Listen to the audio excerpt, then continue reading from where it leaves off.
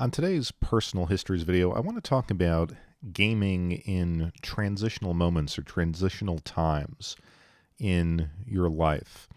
And over the past couple of months, life has been really hectic for me. It was kind of crazy at work, it involved some travel, and then I moved. And I found myself playing games kind of before this time and sort of right after. And it got me thinking about all of the moments in my life where I was facing a transition and I happened to be gaming, and how I reflect back on those games and what they sort of meant in those transitional times. So I talked about this recently on our podcast. I won't go into it in extreme detail, but in May, we decided to purchase a house. And shortly thereafter, life just got very crazy. My wife was doing a lot of traveling. I was going through some major projects at work.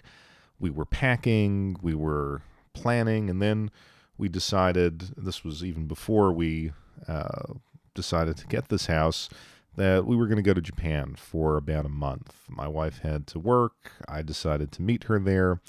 And so it was just this crazy time of work, travel, and then immediately after travel, moving.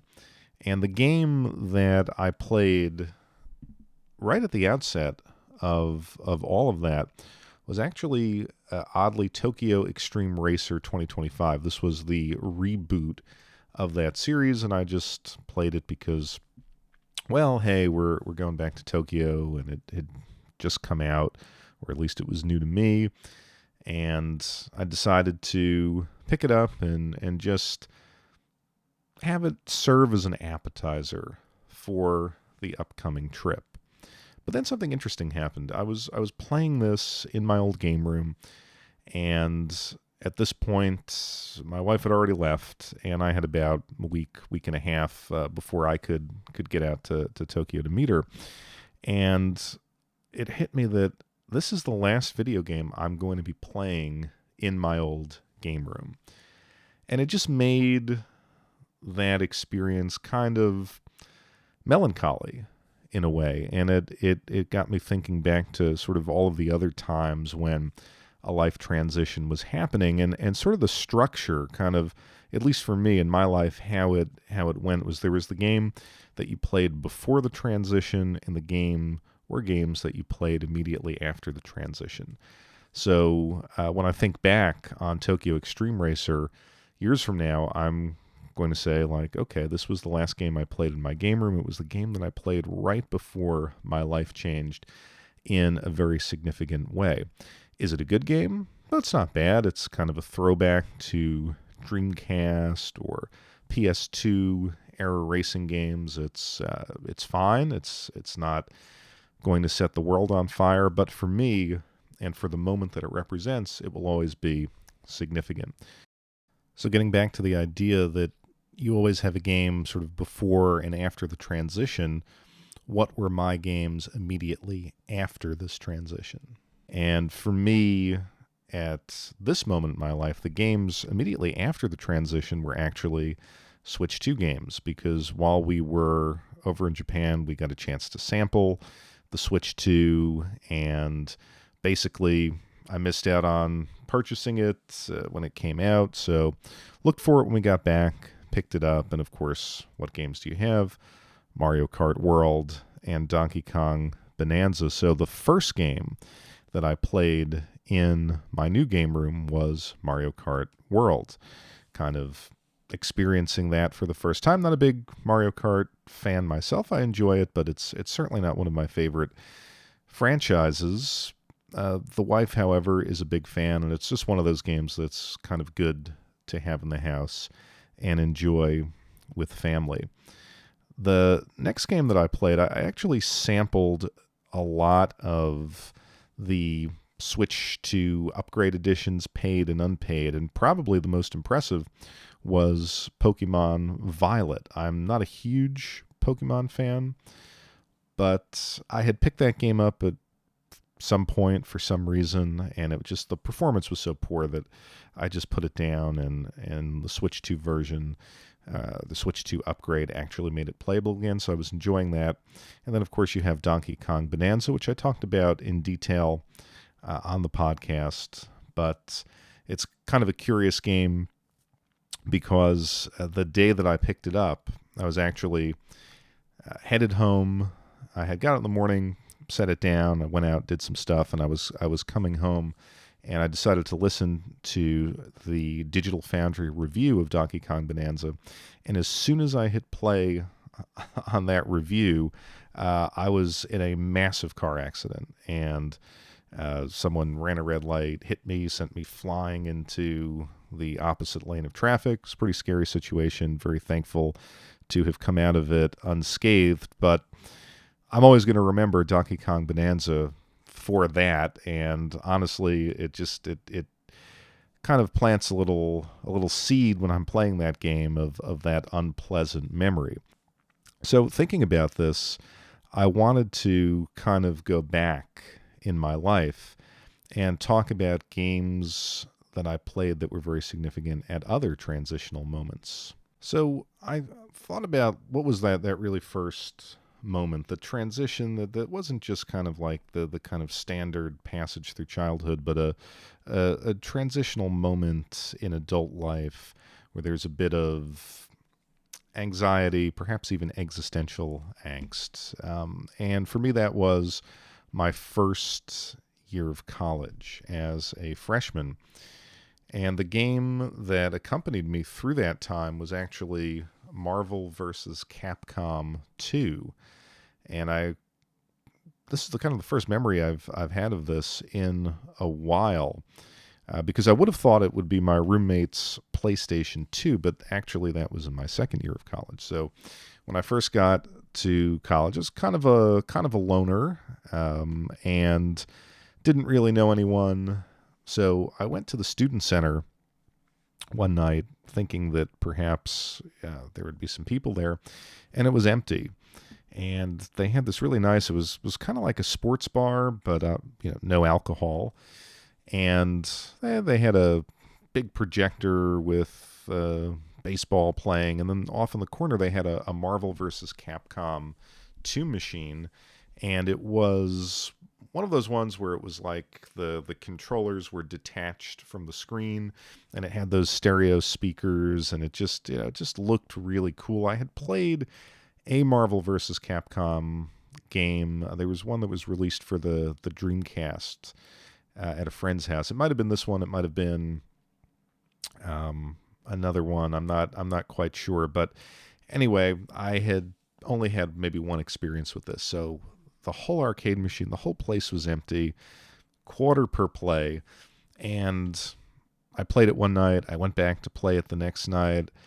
Any kind of change that I could get my hands on, I went and I played that machine because it was perhaps the only time in my life when I had complete, unfettered, individual access to an arcade machine. And in those first days of college, it was actually pretty comforting to have that and to have some access to video games, because I didn't really bring any systems, handhelds, or anything with me to college. And in fact, shortly after my freshman year and a little bit of my sophomore year, I actually left school here in the States and went to college in Europe. And I did not play a video game at all until I returned maybe 2-3 years later, and I didn't get right back into the hobby. And eventually I got the bug, and I started reliving some old games, started collecting, started buying the new stuff. And sort of the next transitional moment for me was that time right after college, where you're kind of, at least I had my first real job. I was wondering, what exactly do I want to do with my life? It certainly wasn't that first job. And I had actually got one of my best friends a job at the same company. So we would go and yeah, we'd work, and then I'd either go over to his place, he would come back to my place, and we actually played NHL 90, or excuse me, NHL '06. And we were big fans of NHL 94, 95, 96 on the Genesis. We had played those games as kids, and now we had this, at the time, high end new NHL game, which I believe actually had a version of NHL 94. So we would go back to NHL 94. We would play the new game. You could actually set the new game's controls to the classic NHL 94 controls. And we were kind of like wondering, this job kind of sucks. It's not what we want to do, but it's good enough for now. And we were constantly thinking about, well, what do we want to do with our lives? But we were playing this game, and we played so often and so long. It's kind of like I made the joke, like I've basically put my life on hold to beat you at this game, because he was an awesome NHL hockey player, and I couldn't really compete. But I remember he would either choose the USA or Canada. I would choose the Czech Republic. And one night I had a glorious 6-0 victory. And it was just one of those moments where it was all clicking. And I said, I may have delayed my life, but I beat you one time. So I eventually quit that job, and I went to graduate school. And I moved to North Carolina and had my own real place, my sort of first house. It was extremely modest, but it was mine. And I was just waiting to get that PlayStation 3. I talked about this on my PlayStation 3 Personal Histories video, and got my brand new HD TV, had my sound system set up, and spent that time playing 2 games. The first was MotorStorm. MotorStorm wasn't really the pack-in game per se, but it was one of those early releases that really demonstrated the power of the PlayStation 3. And looking back, it's actually quite unplayable today. It has such a choppy frame rate, and it just doesn't have that shine that it did back in those days. But spent a lot of time with it. I was really happy with it. And Virtua Tennis 3 was that second game. I've talked about that one before. I loved Virtua Tennis 3. Also Virtua Tennis 4. But Virtua Tennis 3 was actually really good. I think it stands out to me as one of the best PlayStation 3 games, because it has, it delivered the promise of the PlayStation 3. It was 1080p, and it was 60 frames per second. It looked absolutely gorgeous on my new HD TV, and it had a lot of fun mini games. It was a game that I didn't expect to like as much as I did, and it's kind of become a personal classic of mine. So I spent a couple of years in graduate school, and then as I was about to get my degree, I was hit with the, again, existential angst. What am I going to do with my life? And I didn't have a clear answer. So I was going on job interviews and interviewing at all these different places. It was scary. It was depressing. And I would kind of come home, and what did I gravitate to? What did I play? Well, it was actually X-Men versus Street Fighter, or Marvel Superheroes versus Street Fighter on MAME. So I had just discovered MAME. I had set up basically a computer kind of dedicated to MAME. I had the arcade stick, and I would just sort of come home and, maybe have some pizza, maybe have a drink, and just play those games. I would actually play those games before I would head off for job interviews, as strange as that would sound, but they would kind of relax me, and they were games actually that I missed when I was a kid. So I enjoyed both of them, and MAME at that time was very exciting to me, so it was just cool to experience that. So as with most transitions in life, things seem scary, but then they fall into place. And I did find a job. I had to move back to the New York area, And right after the move, it was a very stressful time. I was working. I had to do some additional training at night. I didn't have a lot of time. I remember feeling really, really tired.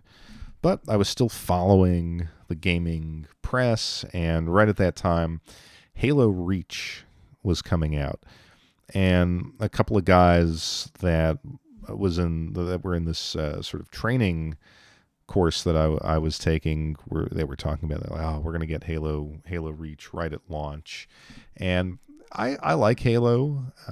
Probably I like Halo more than I've admitted on this channel. But I wouldn't call myself like a huge diehard Halo player. Nonetheless, I was kind of inspired by their enthusiasm for this game, and I watched the reviews, picked it up, and that was sort of the game of this time, of just starting that new job, just starting that new career, and coming home and being really dead tired, and still trying to eke out an hour or two, or playing it on, Saturday. Finally, I can relax, play Halo Reach. I didn't play it online necessarily. I shouldn't say that. Maybe I did at the very beginning, but I'm not an online player. But I just enjoyed the mission structure, and it was a cool, shiny Halo game. So let's see if this experience resonates with listeners. Breakups. Have you played video games during the breakup, or prior to, or immediately thereafter? And for me, I have one of those games, and that's Persona 4 Arena. And I was really, really looking forward to Persona 4 Arena, just because I had played Persona 4, and I really loved that game on the PlayStation 2. And to my knowledge, I could be wrong, but I think this was sort of the first return to the Persona universe. I mean, there may have been an anime or a manga, but I sort of missed that. And I think this game came out pretty much before the Dancing All Night series. So it was awesome. It was getting back to Persona. Well, I got the game. I was playing it. I was really enjoying it. And then the relationship issues started, and the process of the breakup started. Didn't culminate necessarily in that time, but it was peaking, let's say. And I remember playing that game and just feeling that sadness and those emotions of going through a breakup. And I didn't stop playing because I wanted to go through the story mode for the characters. It really had a great art style, and part of me is like, I think they released it on Steam. I would love to pick it up and return to it, but there's just something about the emotions of that moment that really kind of put me off, and I have not returned to it since. But again, the nature of life transitions seem scary, seem depressing, but good things ultimately come out on the other end, hopefully. And in my case, they did. I met another woman, got married, and really found myself in a better place than I was playing Persona 4 Arena. But nonetheless, it was a transition. And I've talked about this. I think I did a video about this back a couple of years ago, where it was before my wedding, and my wife and I didn't live together prior to that. Of course, she saw that I had the collection and stuff like that. But on the morning of my wedding, I remember feeling really resigned to the idea that, I may have to cut back on gaming. It's like, this is time to be an adult. Yeah, she's seen the game collection, but I think she's going to probably expect me to leave some of this in the past. So there are a couple games leading up to that morning, one of which was, strangely, Microsoft Flight Simulator 2020. It came out on Game Pass, and I just started playing it. And actually, one of the reasons why I was playing it, a friend of mine who was a pilot, actually the airport that he used to fly out of and that we used to fly out of was actually in the game. So I wanted to see that, and I played that game for a little bit. Not necessarily my cup of tea. Then I transitioned to Neo: The World Ends With You on the Nintendo Switch. It was a game that I had started on the DS, but never really finished. Wasn't really a fan of the touchscreen controls, so to play it on the Switch uh, was a little bit more accessible, even though it did kind of maintain a very odd control scheme. But it was a fun game, and I definitely enjoyed it. And then Mario Golf Super Rush. This was the game really that the morning of my wedding, I was like, you know what? I'm going to sit down. I'm going to play this for an hour. I'm going to get my tuxedo on, and I'm going to leave. And I may not come back to gaming after this. Again, it's a strange choice. I didn't like Mario Golf Super Rush as much as I enjoyed the Mario Golf on the 3DS. Mario Golf on the Game Boy was the first video game I purchased with my own money. So, fan of the series, certainly. And I just remember sitting there playing it and being like, you know what? Um, if this is the way that I'm going to go out with gaming, I'm content. I'm happy. And again, on the other side of all of that, of course, it turned out that my wife was very supportive of the hobby. And after our honeymoon, we actually, one of the first things we did when we got back to our house was play Mario Kart 8, which we purchased in the Nintendo store in Manhattan, and played it on the Switch. And I was like, okay, great. Gaming will still continue. So those are my transitional games that accompanied me through these somewhat turbulent, somewhat uncertain times in life. And I'd be very curious to hear what your transitional games are. What games did you encounter in moments of life transitions, and how have they stuck with you over the years?